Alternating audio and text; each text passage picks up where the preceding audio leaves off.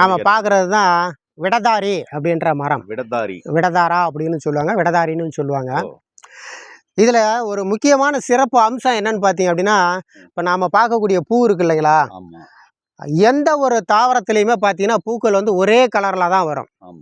இந்த பூ வந்து 5 நிறத்தில் வரும். அதாவது மொக்கா இருக்கும்போது ஒரு கலரில் இருக்கும், கொஞ்சம் பெருசாகும் போது ஒரு கலரில் வரும், அடுத்து அந்த பூ முழுமையாக முத்தும் போது ஒரு கலர் வரும். இது மாதிரி வெள்ளை கலரு, மஞ்சள் கலரு, இளம் ரோஸ் கலரு, இது மாதிரி 5 வகையான நிறங்களை மாறக்கூடிய ஒரே பூ இந்த விடதாரி பூ மட்டும்தான். இதுக்கு இன்னொரு பேர் கூட சொல்கிறாங்க ஐயா, எள்ளுக்கும் சிறிய இலை, என்ன இலை அப்படின்னு ஒரு பழம். ஆமாம் ஆமாம், எல்லை விட ரொம்ப சிறிய இலை. இது வந்து அப்போ வந்து பொழுதுபோக்குக்காக வந்து விடுகதையாக இதை வந்து சொல்லுவாங்க. அப்போ இதுக்கெல்லாம் நிறைய பேருக்கு பதில் தெரியாது. அது மாதிரி எல்லை விட ரொம்ப சிறிய இலை இது. இந்த இலை சாறு வந்து பார்த்திங்கன்னா பாதரசத்தை எளிய முறையில் கட்டக்கூடிய தன்மை வந்து இந்த இலைச்சாருக்கு இருக்குது. அது இல்லாமல் இதோட வேர் பட்டை பார்த்திங்கன்னா வீக்கங்கள், வலிகள் இதையெல்லாம் போக்கக்கூடிய தன்மை வந்து இந்த வேர் பட்டைக்கு இருக்குது. அதை வந்து சூரணமாகவோ கஷாயமாகவோ வச்சு குடிக்கலாம். அதை வந்து வைத்தியர்களோட அனுமதியோட மட்டும்தான் வந்து அதை செய்யணும். இது வந்து நம்ம ஒரு விழிப்புணர்வு பதிவுக்காக மட்டும்தான் போட்டுக்கிறோம்.